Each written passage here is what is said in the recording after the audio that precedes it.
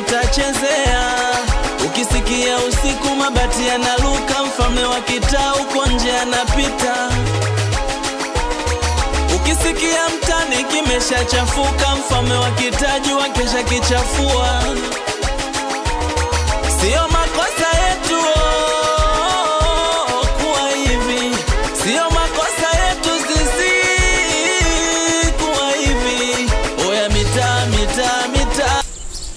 Jamani, hivi tutavumilia mpaka lini haya anayofanya macho ya paka?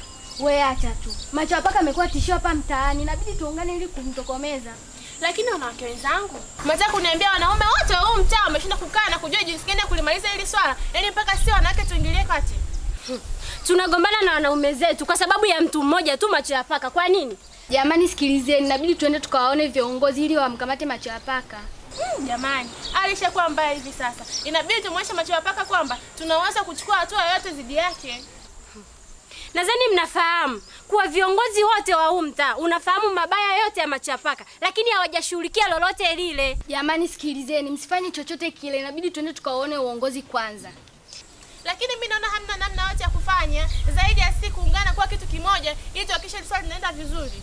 Jamani, watu wote ambao tulikuwa tunawategemea na wenyewe pia wako katika hali mbaya. Kwani kuna shida gani? Hamjapata taarifa? Taarifa gani? Nyiga jana jioni aligongwa na gari.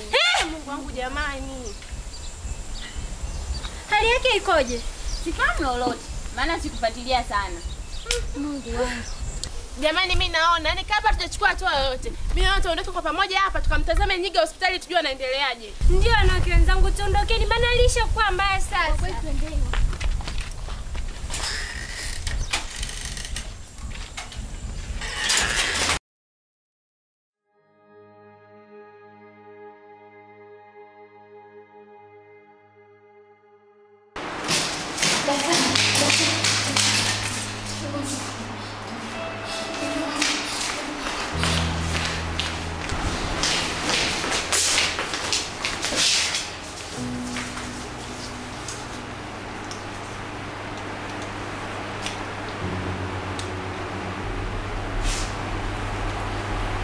Naona mgonjwa wako fahamu zake zimeweza kurudi. Asante Mungu. Lakini joto lake kidogo bado ni kubwa. Sasa tunachotakiwa kufanya ni kuhakikisha kwamba lakini homa yake inaonekana ni kubwa. Kwa hiyo nitahakikisha tunafanya juhudi zetu zaidi ili homa yake iweze kupungua. Asante Mungu, asante.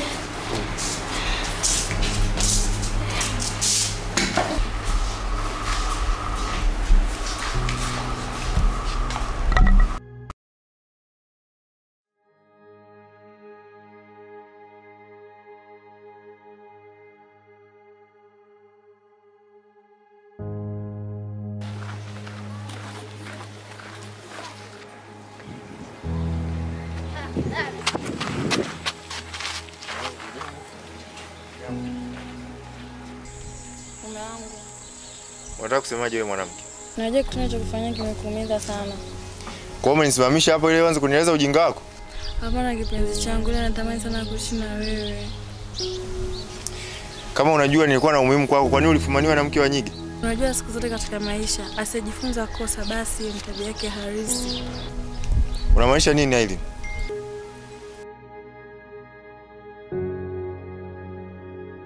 Naomba unisamehe mume wangu.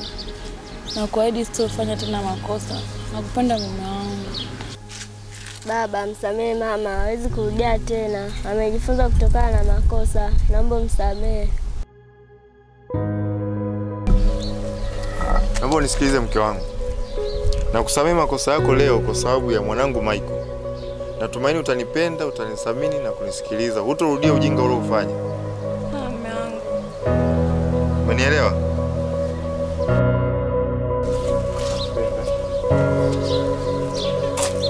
Sasa naomba uende nyumbani ukachukue mizigo yako. Utakuta tumetangulia na mwanangu Michael.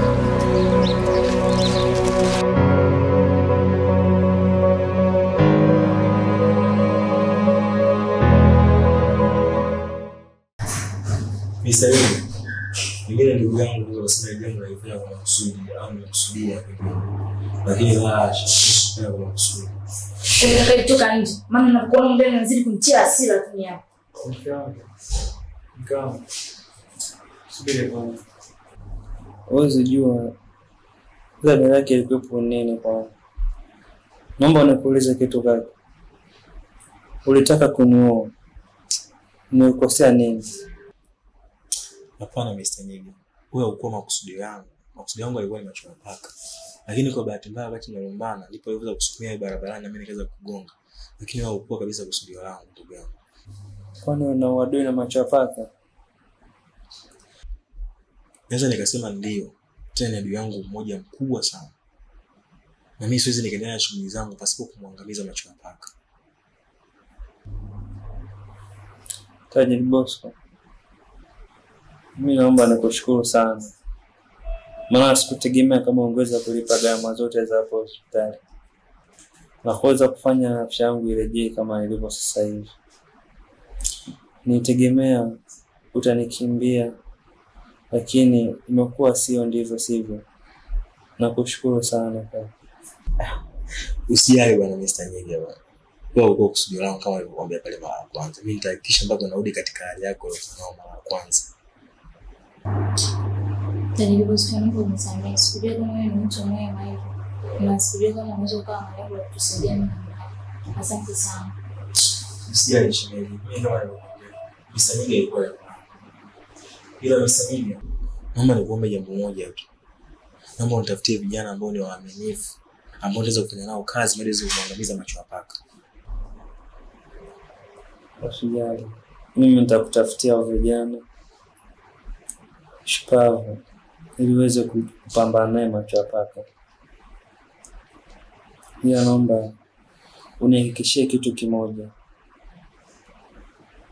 Utafanya juu chini uweze kumtokomeza yule mtu. Ndipo kama utashindwa, nikitoka hapo hospitali na nikapona, hiyo swala nitalivalia njuga mwenyewe. Mr. Nyigi, nakuhakikishia mpaka utakapotoka hapo hospitali, mimi nitakuwa nishamalizana na macho ya paka mapema sana. Lakini rudi katika hali yako kwanza. Sawa Mr. Nyigi? Sawa. Sawa. Sawa ndugu yangu. Shemeji. Sawa. Kwa lote hilo utanipigia simu. Asante sana. Nashukuru.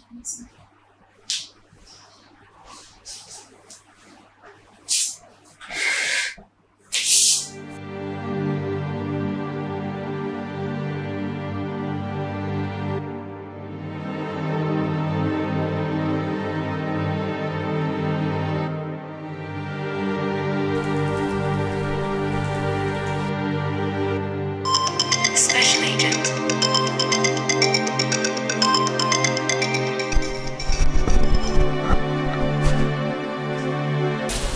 Oya Dark Knight. Ikaongea. Kuna mission nimepewa kumtafuta yule mwizi wa madini Don Bosco. Kwani bado tujampata? Mpaka umeroni nimekutafuta ujue sina jinsi ya kufanya. Nipe taski mkuu. Sasa sikia, nashindwa kufahamu sehemu husika anapoishi Don Bosco kwa sababu ni mtu wa kujificha sana. Naomba nitafute location anapopatikana ikiwemo nyumba sahihi anapoishi. Hauna data zozote za Don Bosco? Nina picha yake moja na kitambulisho chake cha taifa. Kitambulisho chake ulikipataje? Siku alipofanya tukio la kuiba madini alidondosha waliti zake. Vilikuwemo vitambulisho mbalimbali. Haukupata kadi yake ya benki? Kadi yake ya benki ilikuwepo. Sawa, mtumie kadi yake ya benki. Unaweza kupata hizo transaction records ili unaweza kutumia location ndani ya dakika 5. Ndio maana kuamini mkuu. Poa, fanya chako.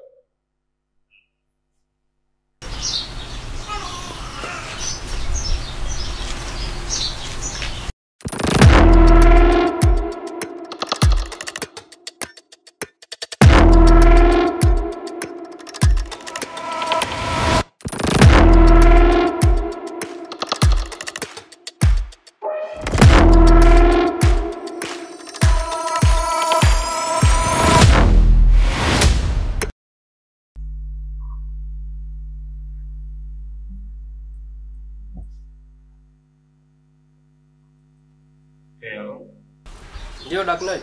Nimeweza kupata location yake usiku. nimeweza kuona location yake.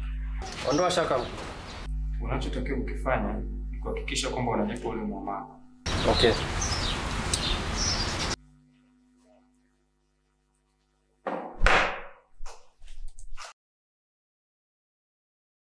Uyo mfalme wa kita, uyo mfalme wa kita. Uyo mfalme wa kita, uyo mfalme wa kita. Mitaa imemlea, ndo maana wake mfalme wakamgea. Msela wezi kubonea, kitakuja kikosi utachezea. Ukisikia usiku mabati. Kuna wakati huwa nafikiria ni wafanye nini nyinyi wanawake, lakini nakosa jibu. Yaani wewe macho ya paka, hatima yako itakuwa mbaya sana. Nadhani hiyo mipango mnayopanga mnaweza mkaniangusha mimi. Macho ya paka, umekuwa tishio la muda mrefu sasa katika huu mtaa, tumekuchoka.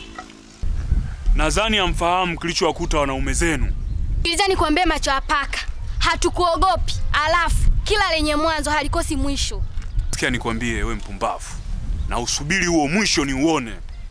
Macho ya paka, ipo siku utatutambua sisi ni wakina nani. Sikieni niwaambie, bahati yenu hii sehemu sio rafiki, ila yofanya kitu kibaya nyinyi sana. Kwa mbele. Tendeni.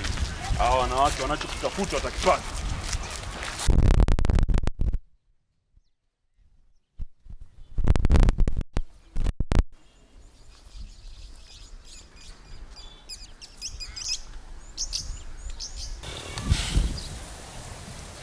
Kiongozi, kuna nyepe nimezipata. Zungumza. Nasikia Nyege yupo hospitali ya wilaya. Anaendeleaje? Kwa ule mbono aliopata, sikutegemea kama angepona yule mwamba. Inaonesha ana roho ya paka. Yule ana roho ya paka kishenzi yani. La plani iko pale pale, lazima tumwangamize. Bali kama hujaifeli. Side. Naam mkuu. Nataka nikupe kazi. Sawa. Nahitaji uniandalie sumu kali. Sawa mkuu. Niandalie na sindano. Lakini mkuu, hiyo kazi unaenda kufanya na nani? Nahitaji niende mimi kama mimi. Unanielewa? Nakuelewa mkuu. Ninachohitaji unifanikishie hicho kitu uniletee. Sawa mkuu, lakini kuwa makini sana. Nahitajika umakini wa hali ya juu sana. Sawa. Ufanikishe hili jambo. Kuwa makini sana. Haina shida. Asa, mnaweza mkafuata mishe zenu. Haina shida kiongozi.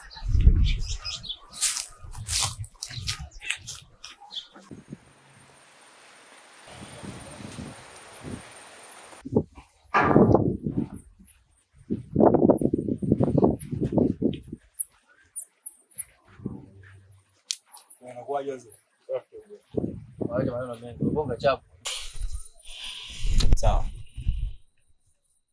Natumai sisi wote hapa tunawadui na macho ya paka, si ndivyo? Ndio, kanitesa sana yule mwamba. Afu wewe mwenye uzembe. Wewe ndio ulikuwa unatuletea taarifa kule kwa macho ya paka. Tulia. Alafu sikiliza wewe snitch. Katika hili tunalofanya, ukitusnitch kwa mara nyingine, mimi nitakuchoma visu visivyokuwa na idadi. Wazee, hapa je kulumbana sisi kwa sisi. Hapa ndio kupiga plani ni jinsi gani tunavyoenda kumtokomeza macho ya paka. Basi tunaelewana. Sio kulumbana sisi kwa sisi hapa. Ni muda mrefu nimekuwa nikipambana na macho ya paka. Na mtaa mzima unamuogopa macho ya paka. Na ukiangalia kitu kingine, watu wangu ni wachache kushinda wa kwake. Wae, sikilizeni. Anachofanya macho ya paka, akifanya hata kidogo kwenye huo mtaa. Kwanza yule mwamba nimefanya naye kazi muda mrefu sana. Hajawahi kunidondoshia hata gwala. Kwa huo uamuzi unaokuja kufanya ni kutokomeza uhuni hapa kitaa. Wae Beach Boy.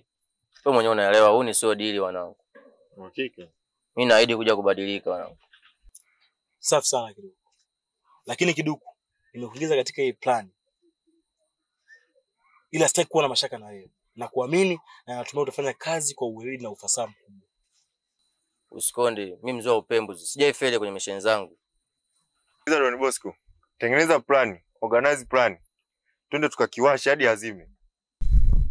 Oya, acheni maneno mengi. Nipeni kazi inayoeleweka. Safi sana. Hayo ndio masuala ya kuongea sasa. Cha kufanya sasa hapo bosi mtoto. Nenda kaeke sumu kwenye kitambaa. Ili tuweze kumziba ule mshikaji. Lakini hicho kifo kitakuwa cha polepole sana. Kwani tusimchome visu afi haraka? Nisikilize bosi mtoto. Ingia kwenye plani, fuata maelekezo. Imani tusipindishe mambo. Sio tunaelewana? Sawa. Kiduku. Wewe utafanya jambo moja tu. Utuambie kila hatua anayopiga macho ya paka. Anapita wapi? Anafanya nini na anaelekea wapi? Nisho tupe details zote. Sio tunaelewana? Swazi limeisha hiyo. Tumbo kizito. Wewe kazi yako ni moja tu. Kuwa eneo la tukio. Andaa moto mzito. Mbona tuweze kupoteza tu ushahidi. Tunachoma kila kitu. Hakuna cha kubakiza kinakuwa. Sawa, niisha. Yeye imeleka. Tumeona watu wazee? Imeleka hiyo kiongozi. Kwa hakuna mistake yote ambayo itatokea. Amini. Basi tukaanze majukumu yetu.